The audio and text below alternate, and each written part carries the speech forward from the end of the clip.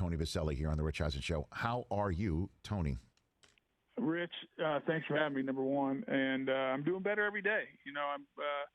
I actually feel pretty good for the most part at this time. Still waiting to get cleared 100%. I got to take a couple tests, took one today.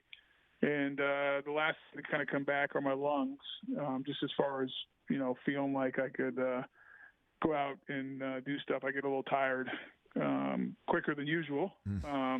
But overall, I got no complaints, I'll tell you that much. I'm sitting at home and on the phone with you. That's pretty good compared to where I was 10 days ago. No doubt. So let's walk through this, Tony. When did you first feel something was off?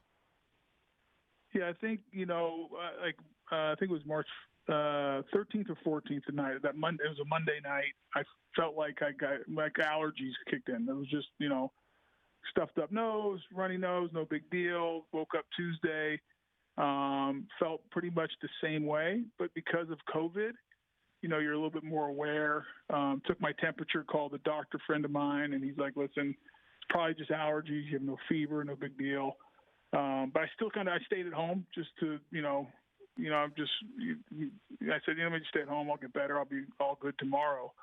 But I woke up that Wednesday and felt worse, ended up having a fever, and found out that day. A friend of mine called me and said, hey, listen, just so you know, I think it was Thursday before, we were around somebody who just tested positive earlier this week. So at that point, I felt like, I probably got this, so let me go get tested. Called my doc at Mayo, got tested, and then found out the following Friday that I was positive for coronavirus. And even then, though, Rich, at that point, I felt like I had a minor flu, no big deal.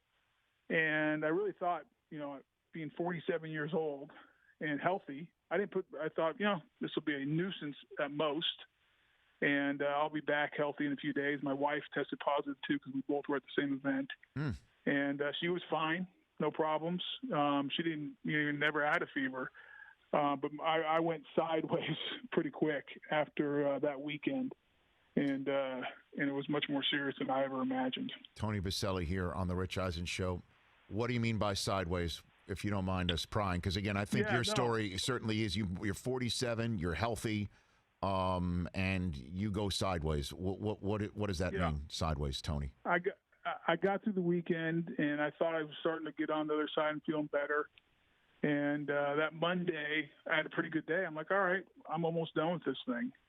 And I woke up the following Tuesday morning, and I was as sick as a dog.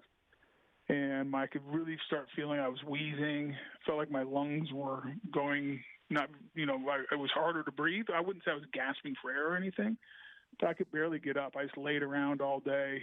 Nothing I did would kill the fever. No Tylenol would knock it out, so I had a constant fever. And said, you know what, let me just go to bed Tuesday night. Hopefully I'll get better. And I woke up Wednesday after not sleeping barely at all.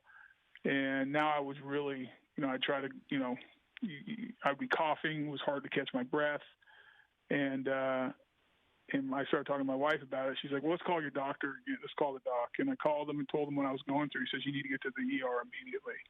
And that was Wednesday, a week, so last Wednesday, 10 days ago, I guess it would be 11 days ago. And so I went to the ER. My daughter dropped me off.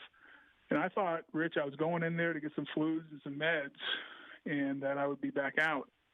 And they go in and they take x-rays of my chest, and the pulmonologist walked in and said, you're not going anywhere. You're going to the ICU. And my initial response was like ICU? I'm like, I don't want to go to the ICU. And he said, you don't have a choice. You're going, and you need to be watched closely. You need to get on oxygen because your oxygen levels aren't very good right now. And so that started the process of going to the ICU, getting on a bunch of, the drugs, the anti-malaria drugs and antibiotics and all the different stuff I think everyone's heard about. And I was in the hospital 5 days, and thankfully it went the right direction. But, you go in, you find out you're going to the ICU, and these doctors and medical workers are amazing people.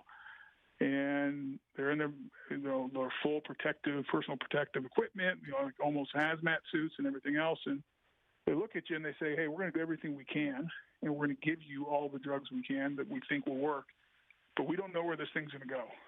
And at that moment, you're sitting there going, what do you mean you don't know which direction this is going to go?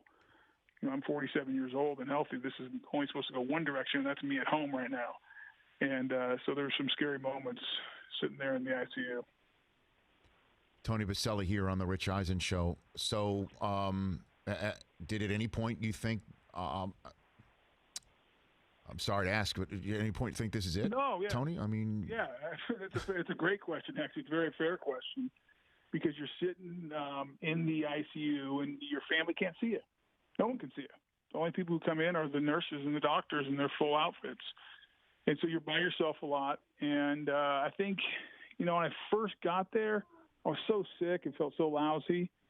I was, I don't know what I was thinking, but I remember I think it was either that night, the first night, or the next morning, and I can't remember. To be honest with you, it kind of blurs together.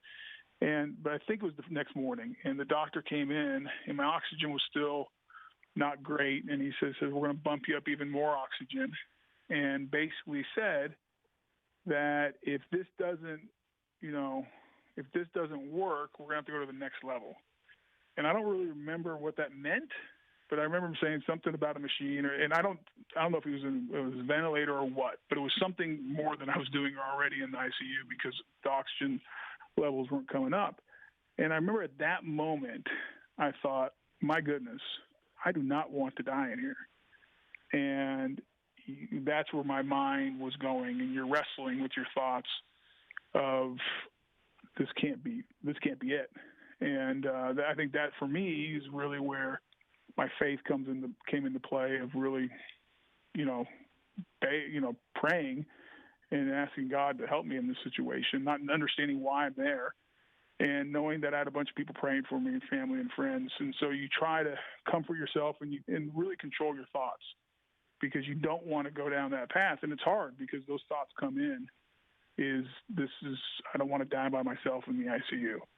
And, there's other people, in this COVID ward or area where you are that are not making it.